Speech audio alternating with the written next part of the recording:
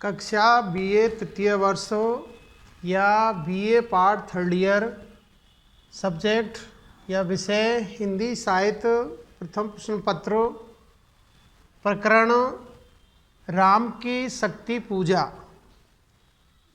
अनामिका नामक जो काव्य संग्रह है उससे ये राम की शक्ति पूजा कविता है वो अवतरित है, उद्धृत है। और इस कविता के जो रचनाकार है वो छायावाद के प्रमुख कवि सूर्यकांत त्रिपाठी निराला द्वारा ये कविता रचित है।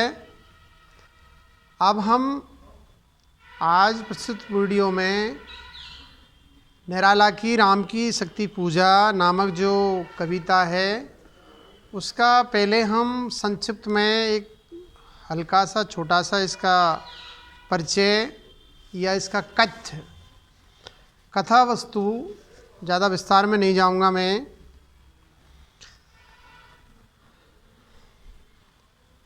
राम की शक्ति पूजा निराला की प्रतिनिधि काव्य रचना है। इसके कथानक में श्री राम के साथी कवि के व्यक्तित्व का संपूर्ण गरिमा के साथ चित्रण हुआ है। इसमें सांस्कृतिक उद्दात को सशक्त अभिव्यक्ति मिली है। डॉक्टर जगदीश श्रीवास्तव का कथन है कि यह निराला की निजी और प्रतिनिधि रचना अभिजात वर्गीय कही जा सकती है, जिसमें तन्मयता, सामाजिकता, भव्य चित्रात्मकता, असाधारण कवि कल्पना, अर्थ वैषम्य, सशक्त शिल्प विधियों की गर्मामयी प्रयोगात्मकता आदि संरचनात्मक धर्मों की विशिष्टता है।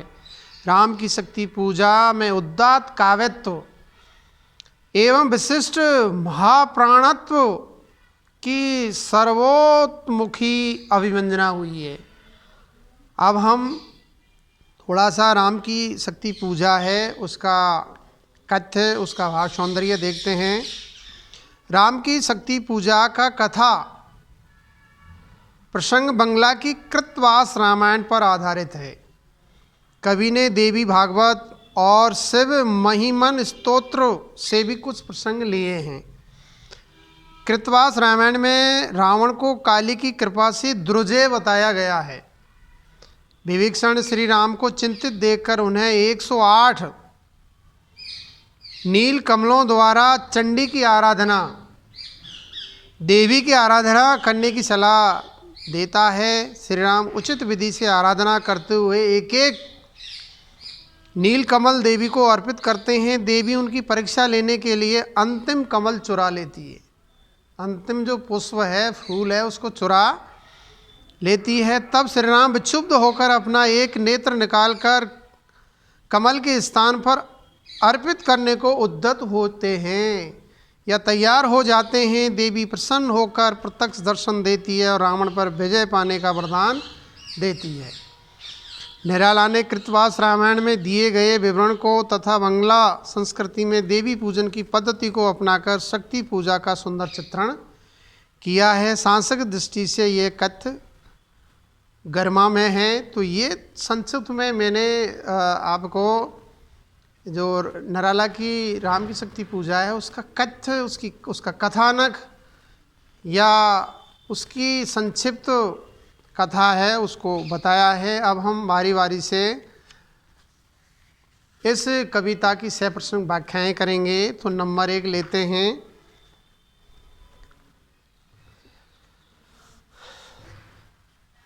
खिल गई सभा उत्तम निश्चय ये भल्लनाथ। खिल गई सभा उत्तम निश्चय ये भल्लनाथ, कह दिया वृद्ध को मान राम ने झुका माथ। हो गए ध्यान में लीन पुनः करते विचार, देखते सकल तन पुलकित होता बार बार। कुछ समय अनंतर इंदिवर निंदित लोचन खुल गए, रहा निष्पलक भाव में मज्जित मन। अब हम प्रस्तुत पद्यांश की सप्रसंग व्याख्याएं करते हैं। व्याख्या के 4 सोपान होते हैं। नंबर 1 प्रसंग, नंबर 2 संदर्भ और नंबर 3 भावार्थ सरल अर्थ और नंबर 4 विशेष टिप्पणी या काव्य सौंदर्य, कलात्मक सौंदर्य, सामाजिक साहित्यिक विश्लेषण। तो नंबर 1 लेते हैं इसका संदर्भ। प्रस्तुत अवतरण महाप्राण सूर्यकांत त्रिपाठी निराला द्वारा रचित अनामिका काव्य संग्रह में संकलित राम की शक्ति पूजा शीर्षक लघु काव्यात्मक कविता से उद्धृत है, अवतरित है, लिया गया है। लंका युद्ध में अपनी विजय से आशंकित श्री राम से जामवंत ने कहा कि आप भी महाशक्ति की मौलिक कल्पना करके उसकी आराधना कीजिए। जब तक आपकी उपासना सफल नहीं होवे तब तक युद्ध स्थगित कर दीजिए। उस समय जामवंत ने जो सुझाव दिया उसे श्री राम ने मान लिया।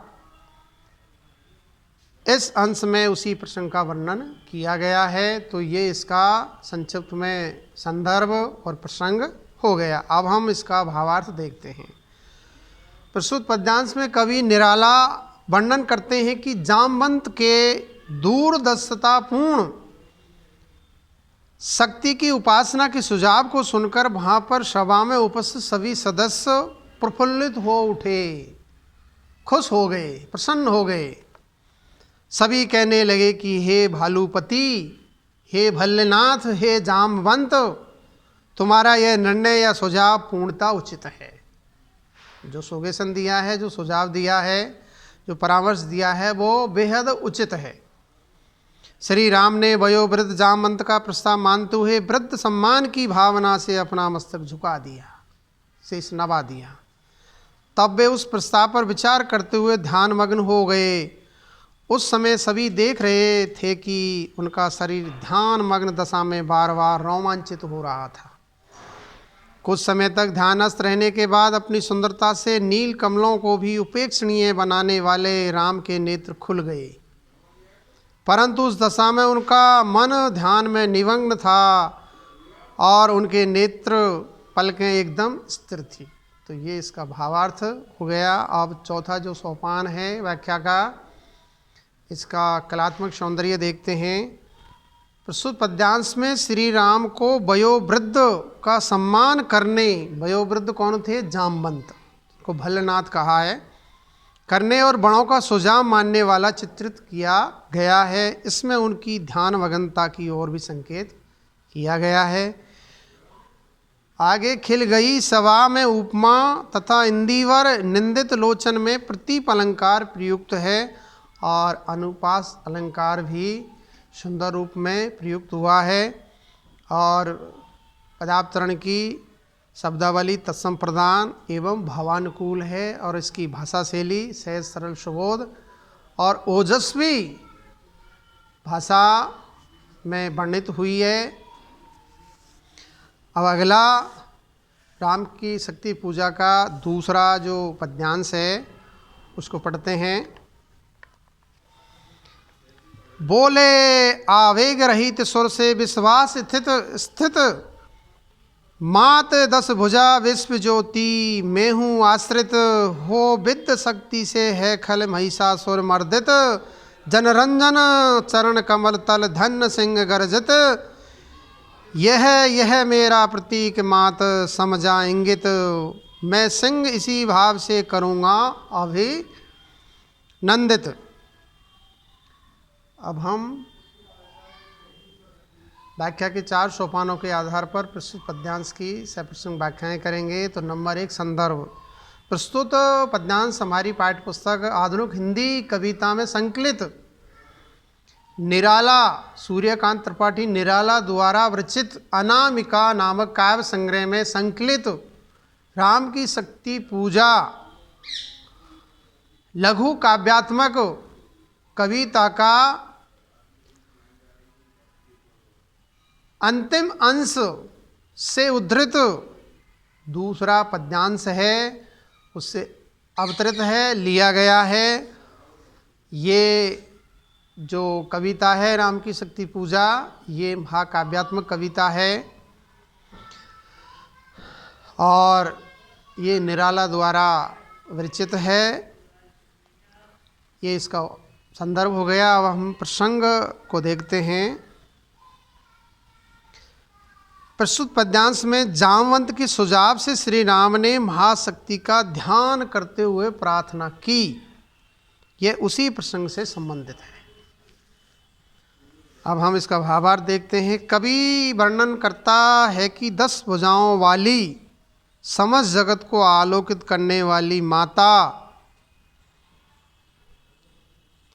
मैं तुम पर आश्रित हूँ। तुम्हारी अप्रतिहत शक्ति से दुष्ट महिषासुर मर्दित और पराजित हुआ था। तुम्हारे चरण शरणागतों को आनंदित करने वाले हैं। जो आपकी शरण में आ जाते हैं वो प्रसन्नचित्त हो जाते हैं। और तुम्हारे दोनों चरण कमलों के नीचे आपका भान सिंह गरज रहा है। आप की सवारी सिंह की है। हे माँ, यह सिंह भाव की दृष्टि से मेरा ही प्रतीक है, अर्थात इस सिंह के समान मैंने भी तुम्हारे चरण कमलों की शरण ग्रहण कर ली है। इसी सिंह के प्रतीकात्मक संकेत को समझकर मैं अपने आप पर तुम्हारी शक्ति का अवतरण चाहता हूँ। मैं इसी भाव का अभिनंदन करना चाहता हूँ। तो ये इसका भावार्थ है। अब हम जो व्याख्या का चौथा सोपान है, इसका कलात्मक या काव्य सौंदर्य या साहित्यिक सामग्री विशेषण देखते हैं। प्रस्तुत पद्यांश में कवि ने अपनी आस्था के अनुसार महाशक्ति दुर्गा का स्वरूप चित्रण किया है। दुर्गा की उसका आकार, प्रकार, स्वरूप किस प्रकार का है, उसका बहुत ही सुंदर चित्रण प्रस्तुत पद्यांश में कवि निराला ने किया है।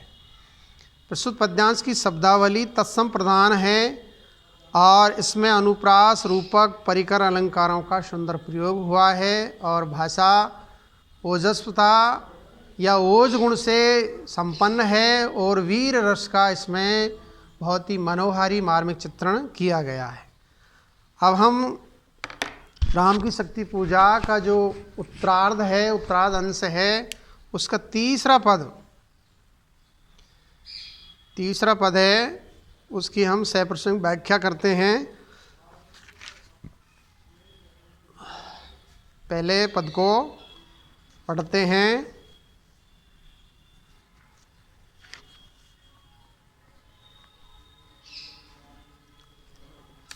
पहले पद को पढ़ते हैं।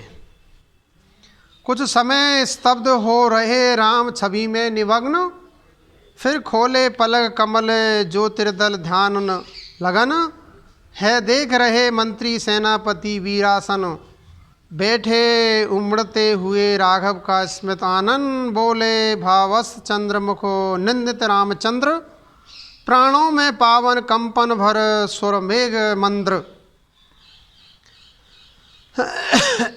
अब हम प्रस्तुत पद्यांश की व्याख्या के 4 सोपानों के आधार पर सप्रसंग इसकी हम व्याख्या करेंगे।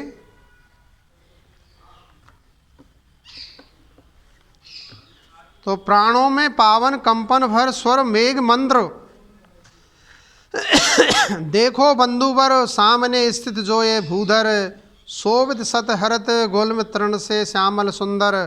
पार्वती कल्पना है इसकी मकरंद बिंदु, गरजता चरण प्रांत पर सिंह वह नहीं सिंधु। 10 दिग समस्त है हस्त और देखो ऊपर अंबर में हुए दिगंबर। अर्चित शशि शेखर लख महाभाव मंगल पद तल, दस रहा गर्भ मानव के मन का असुर मंद हो रहा खर्व। ये है पूरा पद। अब हम प्रस्तुत पद्यांश की 4 व्याख्या के सोपानों के आधार पर सप्रसंग व्याख्याएं करते हैं। तो नंबर 1, इसका संदर्भ देखते हैं। प्रस्तुत पद्यांश सूर्यकांत त्रिपाठी निराला द्वारा रचित अनामिका काव्य संग्रह में संकलित राम की शक्ति पूजा से उद्धृत है, अवतरित है, लिया गया है। निराला छायावादी कवि है। छायावाद के स्तार स्तंभ या बृहदत्रयी में दूसरे कवि है, पहले प्रसाद, दूसरे निराला। अब हम इसका प्रसंग देखते हैं। जामबान के या जामवंत के समानुकूल सुझाव से राम का मन मानस नूतन उत्साह से भर जाता है। वे महाशक्ति की आराधना के लिए सन्नद्ध या उद्यत तैयार हो जाते हैं। इसमें उसी प्रसंग का वर्णन किया गया है। अब हम इसका भावार्थ देखते हैं। राम कुछ समय तक दुर्गा की कल्पित मूर्ति के ध्यान में निमग्न बैठे रहे। फिर उन्होंने प्रकाश से आपूरित कमल की पंखुड़ियों के समान ध्यान में लीन अपनी पलकें खोली, आंखें खोली। सारे मंत्री और सेनापतिगण वीरासन में बैठे व्याकुल हृदय से राम के मुस्कुराहट से परिपूर्ण मुखमंडल की ओर देख रहे थे या देख रहे हैं। चंद्र को अपनी मुक्त शोभा से लज्जित करने वाले रामचंद्र भावातिरेक में डूबे स्वर में अपने प्राणों में सात्विक भाव का रोमांच अनुभव करते हुए मेघ कैसे गंभीर स्वर में बोले, हे बंधुवर, देखो सामने जो पर्वत स्थित है, जो सैकड़ों हरे भरे कुंजों से शोभित श्यामल और सुंदर है, वह पार्वती का ही काल्पनिक रूप है और मकरंद बिंदु के समान मधुरता शीतलता प्रदायक तथा प्राणवान है। उसके नीचे जो गरज रहा है वह सागर न होकर सिंह है, जो दुर्गा के चरणों के नीचे खड़ा महिषासुर को देख गर्जन कर रहा है। भाव यह है कि पर्वत दुर्गा तथा उसके भान सिंह का प्रतीक है। संपूर्ण दसों दिशाएं दुर्गा के 10 हाथ हैं, दुर्गा देवी के। और फिर उनके ऊपर देखो, आकाश में दिगंबर वेशधारी मस्तक पर चंद्रमा को धारण करने वाले शिव शोभित है, सुंदर दिखाई दे रहे हैं। उनके मंगलकारी भाव को देख कर गर्व उनके चरणों के नीचे दबा जा रहा है। मानव के मन की आसुरी वृत्तियों का मद नष्ट हो रहा है। तो ये इस काव्यांश का, पद्यांश का या पदावतरण का भावार्थ है, सरल अर्थ है। अब हम इसमें इस पर टिप्पणी या विशेष या कलात्मक सौंदर्य, काव्य सौंदर्य, सामाजिक साहित्यिक विश्लेषण देखते हैं। प्रस्तुत पद्यांश में या इन पंक्तियों में शक्ति की मौलिक कल्पना की गई है। महाशक्ति और शंकर की कल्पना विराट है तथा उनका स्वरूप उदात्त है। शंकर और पार्वती की यह कल्पना साहित्य में अभूतपूर्व है। ऐसा प्रतीत होता है कि मानो कवि अपने मानस पर पड़े सेव और शाक्त के प्रभाव को स्पष्ट करना चाहता है। प्रस्तुत पद में छवि में निमग्न कहकर कवि ने अपनी छायावादी सौंदर्य भावना का परिचय दिया है तथा सूक्ष्म भावों को सफल अभिव्यक्ति भी दी है। प्रस्तुत पद में रूपक, प्रतीप, उपमा, मानवीकरण, यमक, व्यतिरेक आदि अलंकारों की सुंदर योजना से स्वाभाविक रूप में हुई है और पद्यांश की भाषा शैली सहज सरल और ओज गुण से संपन्न और वीर रस का इसमें सुंदर और मनोहारी मार्मिक चित्रण हुआ है।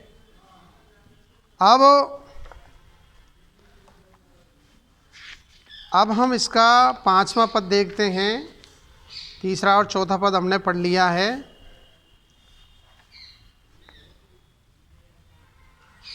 फिर मधुर दृष्टि से, 5वां पद है, फिर मधुर दृष्टि से प्रिय कपि को खींचते हुए बोले, प्रियतर स्वर से अंतर खींचते हुए, चाहिए हमें 108 कपि इंदिवर, कम से कम अधिक और हों, अधिक और सुंदर। जाओ देवी दह उषा काल होते सत्वर, तोड़ो लाओ बे कमल, लौट कर लड़ो समर।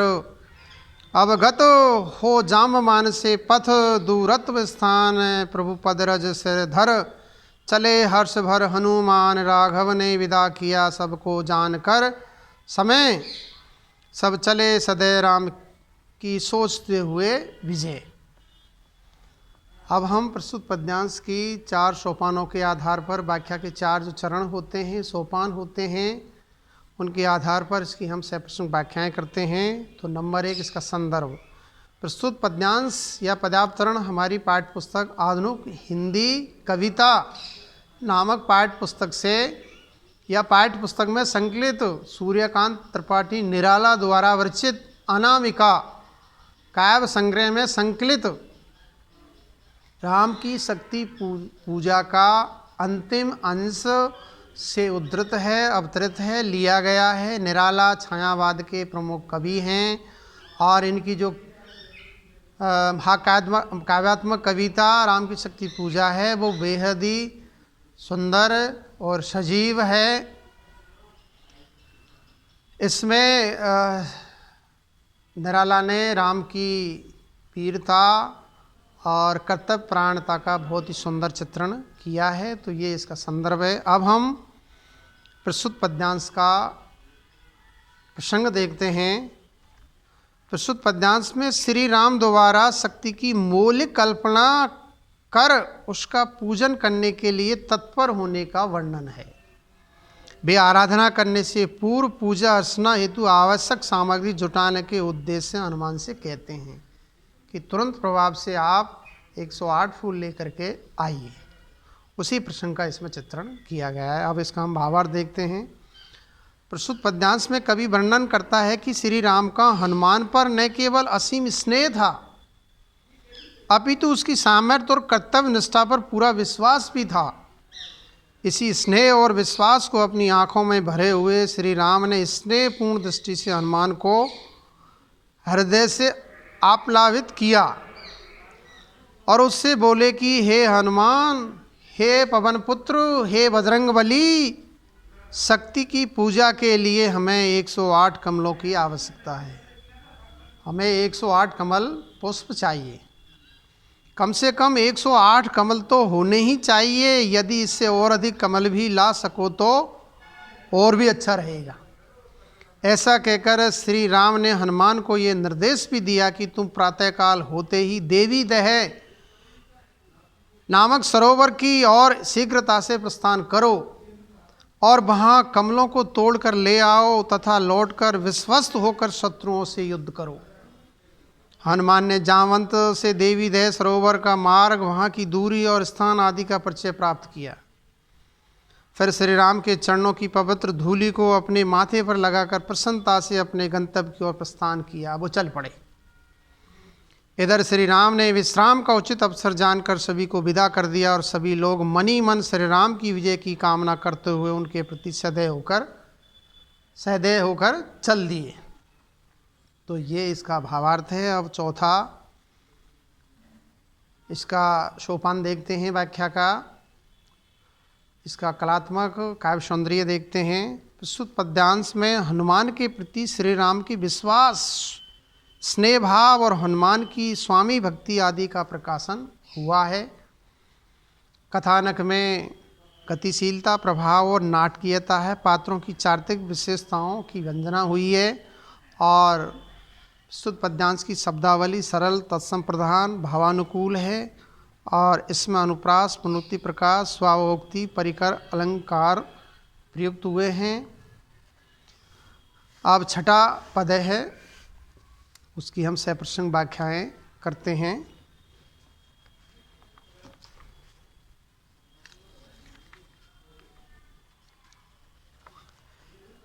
निस्सी हुई विगत नभ के ललाट पर प्रथम किरण, फूटी रघुनंदन के दृग महिमा ज्योति हिरण, है नहीं शासन आज हस्त तूणीन स्कंद, वे नहीं सोहता निविड़ जटा दृढ़ मुकुट बंद, सुन पड़ता सिंहनाद रण कोलाहल अपार, उमड़ता नहीं मन स्तब्ध सुधी है ध्यान धार, पूजो प्रांत जपते दुर्गा 10 भुजा नाम, मन करते हुए मनन नामों के गुण ग्राम, बीता वह दिवस हुआ मन स्थिर, इष्ट के चरण घैन से घैनतर होने लगा सम्राधन।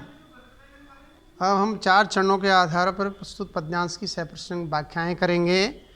तो नंबर 1 संदर्भ। प्रस्तुत पद्यांश हमारी पाठ्य पुस्तक आधुनिक हिंदी कविता नामक पाठ्य पुस्तक में संकलित सूर्यकांत त्रिपाठी निराला, जो कि छायावाद के प्रमुख कवि हैं, उनके द्वारा विरचित या रचित अनामिका नामक काव्य संग्रह में संकलित राम की शक्ति पूजा के उत्तरार्ध अंश, अंतिम अंश से ये पद्यांश अवतरित है या उद्धृत है, लिया गया है। अब हम इसका प्रसंग देखते हैं। प्रस्तुत पद्यांश में राम की मौलिक महाशक्ति की उपासना का वर्णन, चित्रण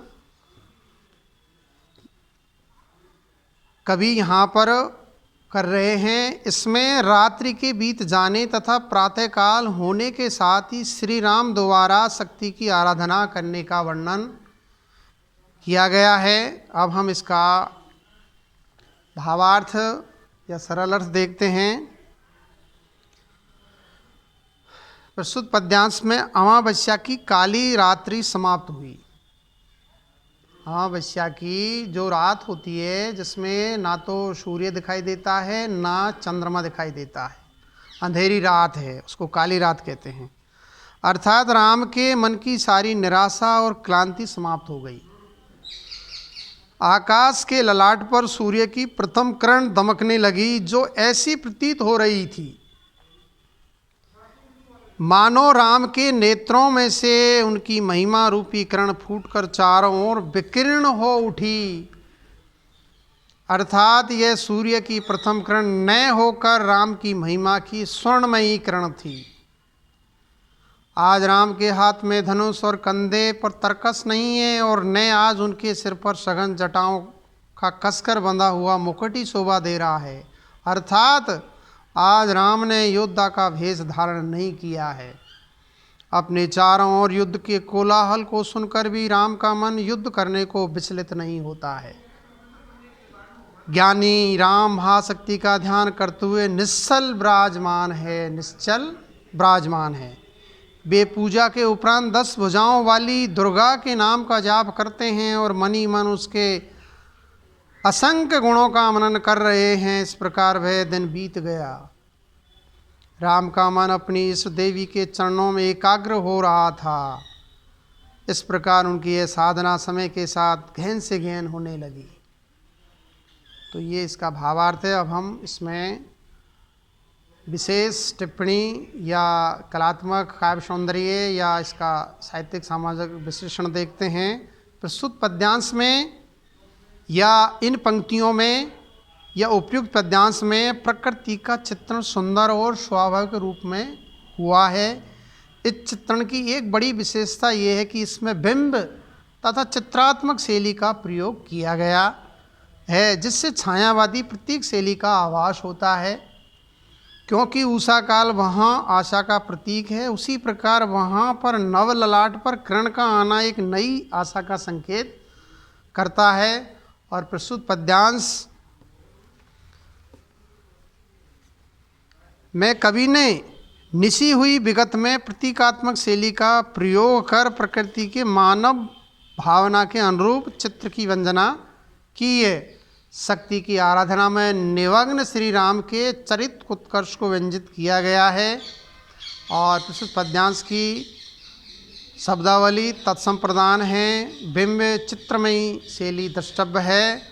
और इस पद्यांश में यमक, रूपक, स्वभावोक्ति, उल्लेख और मानवीकरण अलंकारों का सुंदर प्रयोग हुआ है। पद्यांश की भाषा शैली सहज, सरल, सुबोध और ओज गुण से संपन्न और वीर रस से युक्त शब्दावली का सुंदर सशक्त रूप में चित्रण हुआ है, जो कि कवि के भावों को व्यक्त करने में पूर्ण रूप से समर्थ है, सशक्त है। आज इतना ही। आगे हम अगले वीडियो में चर्चा करेंगे। मैं SL बैरवा, सहायक आचार्य हिंदी, राजकीय कन्या महाविद्यालय बयाना, जिला भरतपुर। और ये जो पाठ्यक्रम है या आधुनिक हिंदी कविता नामक पाठ्य पुस्तक है, ये BA तृतीय वर्ष हिंदी साहित्य प्रथम प्रश्न पत्र में संकलित है और ये पाठ्यक्रम महाराजा सूरजमल ब्रज विश्वविद्यालय भरतपुर के तृतीय वर्ष के हिंदी साहित्य के प्रथम प्रश्न पत्र में संकलित है। धन्यवाद। आज इतना ही, आगे हम अगले वीडियो में चर्चा करेंगे। नमस्कार।